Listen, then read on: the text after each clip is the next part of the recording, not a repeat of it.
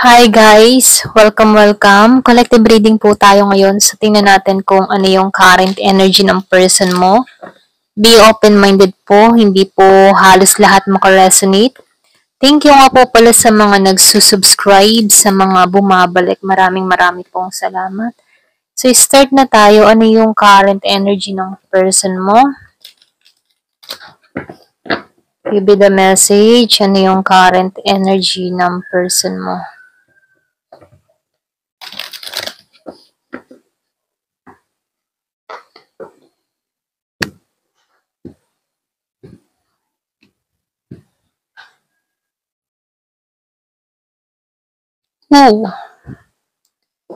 Meron akong nakikitang matindi ang pinagdadaanan, ano? Meron akong nakikita ditong balisa. Yung iba sa inyo, meron kang person dito. Lumabas pa ang the devil. Meron akong nakikita dito na Virgo, Capricorn, Taurus. Meron din akong nakikita dito na Gemini, Aquarius, and Libra. Meron din akong nakikita ditong Scorpio, Cancer, and Pisces. Meron ding Aries, Leo, Sagittarius. Halos lahat andito, ano? So, dito, meron akong nakikita dito na tao na nahihirapan sa sitwasyon, bagabag, hindi makatulog, hindi niya maintindihan kung ano yung gagawin niya, natitrigger siya dito. Meron siyang pinagdadaanan. So, labis tong nahihirapan, okay, sa sitwasyong kinakaharap niya ngayon. Pero ganun pa man, ano, humahangad to ng justice dito, okay? Or pwede rin sabihin kung matindi yung atraso ng tao na to sa'yo. Siya yung nahihirapan ngayon, ano? Ito lang yung nakikita ko. So, yung iba sa inyo, gusto mo ng justice or pwede rin sabihin, deserve mo na magkaroon ng pagbabago.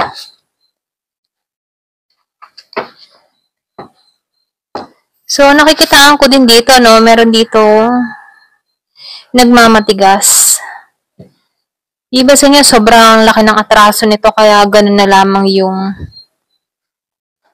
hindi mo pagpansin dito, no? Pero yung nakikita ko. So, lumabas ang solar eclipse reverse. Yung bang ang nararamdaman ng person mo ngayon, wala siyang makitang liwanag dito, no? Para siyang nasa dark, or pwede rin sabihin, para siyang nababalutan dito lahat ng problema.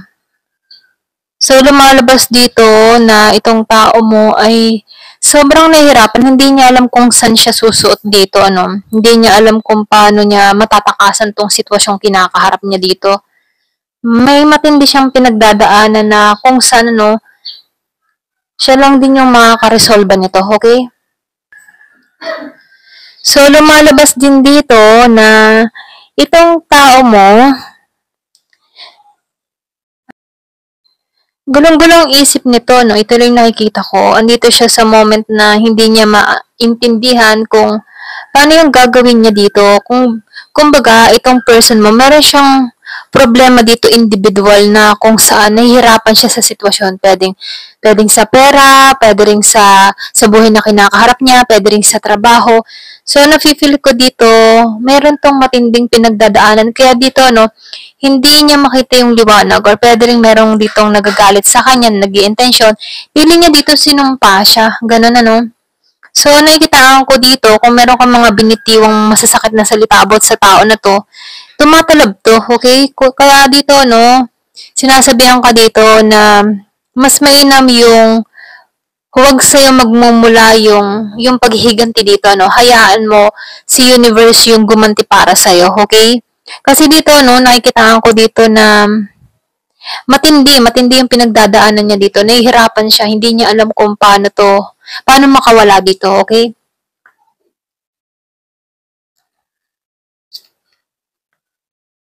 So, dito, no, nakikitaan ko dito, ikaw,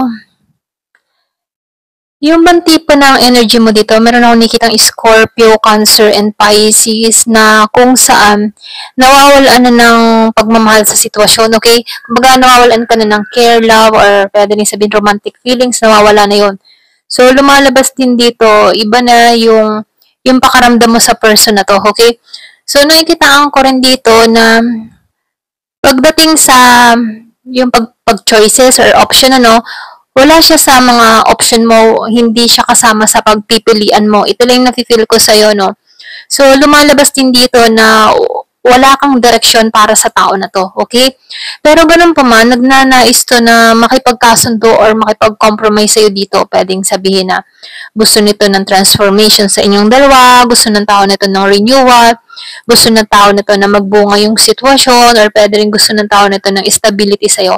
Kaya lang dito, hindi mo na mababago pa yung nararamdaman mo kasi wala ka na nga nararamdaman dito. Okay?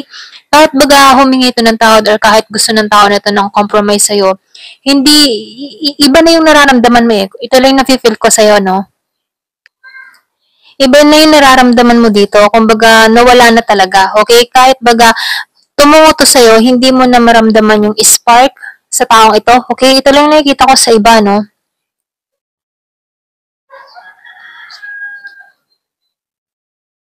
So, dito, no, nakikitaan ko dito, yung iba sa inyo, wala siyang tapang or wala siyang mukhang maiharap sa'yo kasi hindi siya stable ngayon, okay? So, nakikitaan ko dito, magkaiba kayong dalawa rito. Ito lang nafe-feel ko, no? So, nakikita ko dito, nagsusumikap tong tao na to para makabangon muli dito. Kumaga, andito na siya sa stage na gusto niya munang pagtuunan yung kanyang sariling paglago. Pero pagdating sa'yo, wala siyang tapang, wala siyang lakas na humarap sa'yo. Pwedeng may takot siya or pwedeng sabihin, takot siya sa mga judge mo, okay? So, lumalabas dito, no, hindi siya matagumpay ngayon dahil dito, okay? Hindi siya matagumpay ngayon kasi nandito siya sa start na kung saan nagsisimula ulit siya, okay? Kumbaga, start from the basic. Ganun nangyayari dito. Kumbaga, itong tao mo, andito siya sa stage na bumabangon muli, okay? Meron akong nakikita dito magkadiling na Virgo, Capricorn, Taurus, and Gemini, Aquarius, and Libra. So, lumabas yung the sun dito, no? So, wow. Meron ditong first quarter moon. Yung iba sa inyo, meron kang hinihiling. Ito rin nakikita ko dito, no? Hawak-hawak mo eh. Meron kang lihim na plano para sa sarili mo. Hindi mo sinasabi yung plano mo. Ito lang nafe-feel ko sa'yo, no? Kumbaga, bibiglain mo ang lahat sa malaking pagbabago na ginagawa mo sa sarili mo. Andun ka na sa stage na iniisip mo na yung pagbabago para sa sarili mo kasi ayaw mo nang mabigo, okay? So, lumalabas din dito na andito ka sa dasan, hinahanap mo yung tagumpay mo at makakamit mo to, no? Kasi sikreto ka or tahimik ka na lumalago, tahimik ka sa mga plano mo. Meron kang mga idea, vision para sa sarili mo na kung saan hindi mo muna ikinukwento sa iba. Nakikitaan ko dito na tahimik ka sa plano mo at nagkakaroon ka ng transformation dito, okay? So, nakikitaan ko dito, makakamit mo to. Nafe-feel ko din yan, pasensya na, no? Nafe-feel ko din dito, no? Maamo kang tao, mabait kang tao. Kumbaga payapa yung aura mo dito. Ito lang nakikita ko sa'yo. Kahit ba may mga pagsubok kang kinaharap, temporary lamang to. At nakikitaan ko rin dito, bumangon ka, okay? Kasi dito, andun yung pagiging mong, yung bang andun yung pagnanais mo na magtagumpay dito. Ito lang napipili ko. Handa ka na sa malaking pagbabago na parating sa buhay mo. So, meron akong nakikitang ma-achieve or pwede rin meron ka nang na-achieve paunti-unti rito, okay?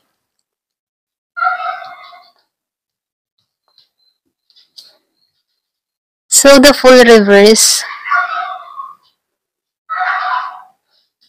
So, dito, no, itong taong ito, nakikita ko dito, takot tong sumubok sa'yo. Kahit meron ditong lumalabas na gusto makipag-compromise dun sa iba, no? At yung iba naman sa inyo, meron kang tao dito na takot siyang sumubok or pwede rin energy mo to, no? Ayaw mong sumugal muli dito. Takot kang bigyan pa to ng pagkakataon kasi andun yung pag-iisip mo na baka maulit muli or baka gawin niya ulit ito. So, wala kang tiwala sa taong ito. So, lumalabas dito na alam mo yung hustisya para sa'yo at deserve mo yung tama para sa'yo. Kaya dito, mas pinipili mo yung sarili mo. So, lumalabas din dito, hawak mo na yung susi dito sa pagbabago. Yung iba naman sa inyo, nakikitaan ko dito, pinagsawang balahala. Yan. Parang walang bahalaan mo na lang to. Kumbaga, pasensya na, nautal ako, no? Meron term dito eh. Pinagsawalang bahala. Ayan. Pinagsawalang bahala mo na lamang tong tao na to. Ito lang nakikita ko, no? Kumbaga, hinayaan mo na lamang siya sa tabi. Ganon. So, lumalabas dito, naghihintay ka lang dito ng justice eh. Alam mo sa sarili mo na merong justice. Ganon. Alam mo sa sarili mo na meron ding parusa tong taong gumawa sa'yo, okay? So, lumalabas dito, hinahayaan mo na lamang si universe yung magparusa dito. Doon sa iba, no, ito lang nafe-feel ko. Kasi alam mo, na darating at darating din yung justice sa'yo, okay? Kaya dito, no, yung iba sa inyo, meron kang tao dito na wala pa rin pagbabago, okay? Andito siya sa moment na yung tipong tamad, alam mo yun, hindi matyaga siya dito. Yung iba sa inyo, meron kang kadiling na palaasa. Ayaw niya sa pagbabago. Gusto niya yung umaasa. Ganon, okay? Oo. Aray ko sa yan. Pasensya na. So, nakikitaan ko dito, no? Masakit yung nararamdaman dito. Ito lang na-feel ko, no? So, meron dito away na nangyari sa inyo. Alam mo yung tipo na nag-away kayo, nag-conflict kayo, pero yung isa, kaysa makipagbakbakan ng bungangaan, nakikitaan ko dito, mas pinili niyang tumahimik dito, okay? Mas pinili niya yung kapayapaan. Yung iba sa inyo, iniwasan mo to kasi meron kang tao dito na mahilig siya sa gulo. Mahilig siya sa conversation na yung tipo na debate. Okay, mahilig siya sa ganon. Hindi to papatalo sa bakbakan ng mga maanghang na salita. Kumbaga, kung ikaw ay palapatol, talagang bakbakan talaga mangyayari dito. Kaya lang, dito, mas pinili mong iwasan to, mas pinili mong kapayapaan mo. Kasi walang katuturan kung makikipagtalo ka pa rito. Okay? For example, meron tong mga hinala or binabato sa'yo, wala namang kakwenta-kwenta, okay? So, ikaw, imbis na patulan tong tao na to, mas pinili mo yung kapayapaan mo. Kumbaga, ang energy mo dito, bahala ka sa buhay mo kung ano-ano iniisip mo.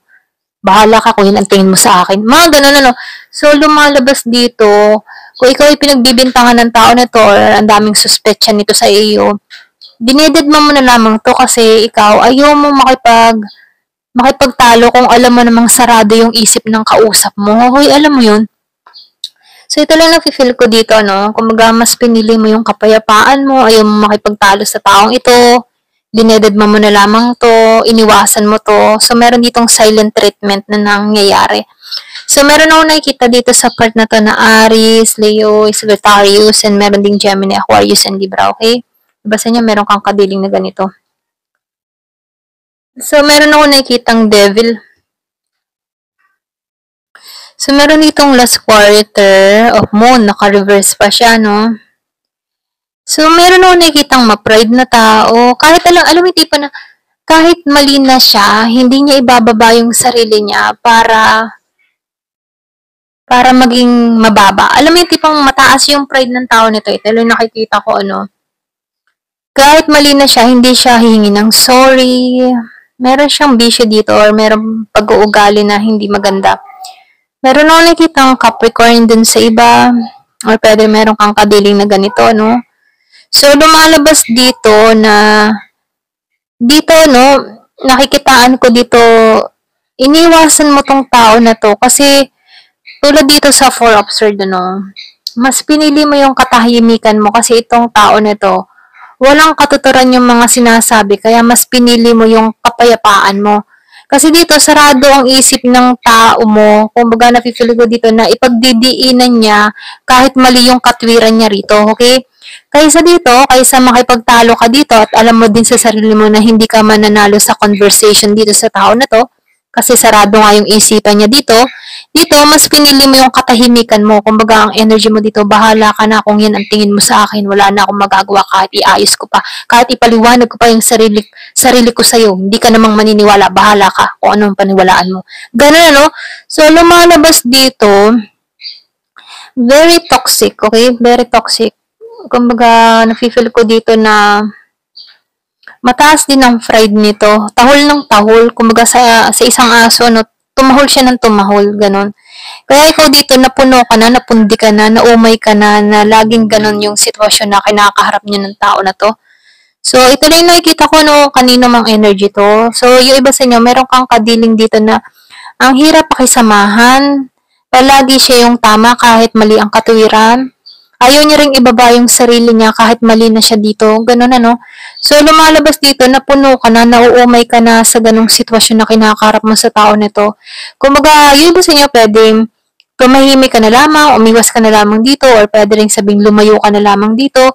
Meron ako nakikitang silent treatment kasi mas pinili niya yung kapayapaan niya kasi kung papatulan niya to, magkakasakit siya sa isip or magkakaroon siya ng stress, okay? Lalo-lalo na sa mental niya. Kaya dito, mas pinili niya yung peace of mind niya. Ayan. Kasi alam niya dito na kahit anong paliwanag niya sa tao nito, hindi naman maniniwala sa kanya. Okay? So, ito lang yung nakikita ko dito. So, dito, no, 10 of Cups. So, meron ditong the lovers. Dun sa iba, ito yung nakikita ko, no, Scorpio, Cancer, and Pisces. Gemini, Aquarius, and Libra. So, yun ba sa inyo, pamilya mo to, or pwede rin asawa mo to. Yung iba, kung meron kang kadiling na ganito, Scorpio, Cancer, and Pisces, meron ding Gemini, masaya kayong nagsasama ng tao na to, mahal nyo pa rin yung isa't isa dito. Yung iba ha, kaya lang meron din tukso, okay, sa part na to, meron tukso. Pero nakikitaan ko dito na andun pa rin yung love pero meron tumutokso. Pilit na tumutokso. Yung iba sa inyo, nagsasama pa kayo ng tao na to. Kumbaga, hanggang ngayon nagsasama pa rin kayo ng tao nito. Mahal pa rin niya yung isa't isa. Pero meron ditong tukso na pumapaligid, okay? Pwedeng sa person mo or pwede rin sa'yo. Kumbaga, pilit na sinisira yung connection nyo. Okay? Ito lang yung nakikita ko dito. Yan dito sa part na to, yung sinabi ko kaninang meron kang matigas na tao or pwede rin sabihin yung tipo na yung mataas ang pride, mga ganyan ano, yung sinabi ko kanina dito. Meron ako nakikitang Aries, Leo, Sagittarius, Gemini, Aquarius, and Libra, and Capricorn. Okay, sa part na to. Ayan, ito lang yung nakikita ko. Ayan, thank you for watching. Love and peace.